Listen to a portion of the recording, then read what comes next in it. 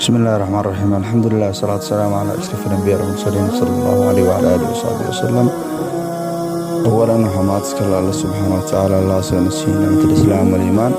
ثانيا هل كان وحن أبو مهد علينا بعد الله جور أو محسند أو كنا الجلد بديسة أي وحي قاعد ستي إن الإستم دكس القرآن المسجد اسكجرة أو مولع عير دكس القرآن اسكجرة oo ay ka hirgelisay degmada Afkuye gaar ahaan xaafada Ifyaaqira.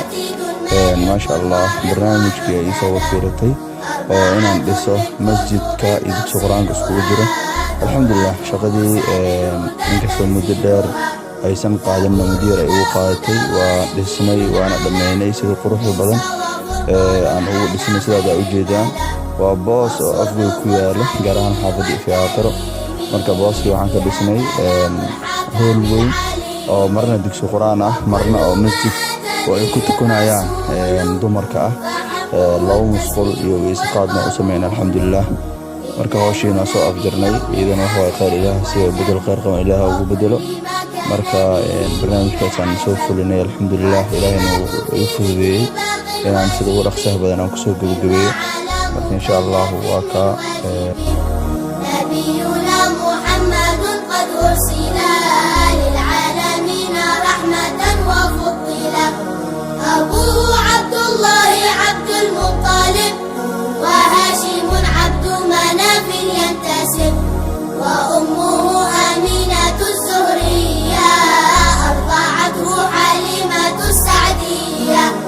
مولده بمكة الأمينة وفاته بطيبة المدينة. أتم قبل الوحي 40 وعمره قد جاوز 60 و7 أولاده فمنهم 3 من الذكور تفهم. قاسم عبد الله وهو الطيب وطاهر بدين ذا يلقب. أتاه إبراهيم من سرية فأمه مرية القبطية وغير إبراهيم من خديجة هم 6 فخذ بهم وليجة. و4 من الإناث تذكر رضوان ربي للجميع يذكر.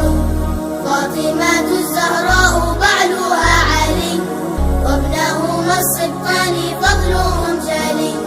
فزينب وبعدها رقية وأم كلثوم زكت رضية.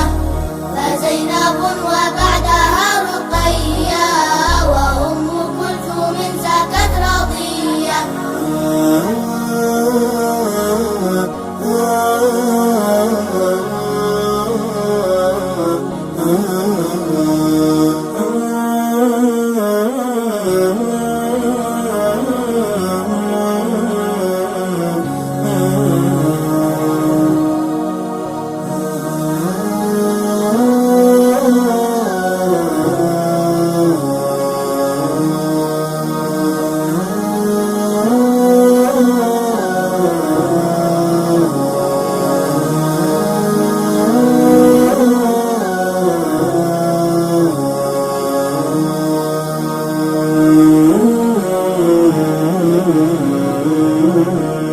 والملك الذي بلا أب وأم لا أكل لا شرب ولا نوم لهم. تفصيل 10 منهم جبريل ميكال إسرافيل عزرائيل. منكر نكير ورقيب وكذا عتيد مالك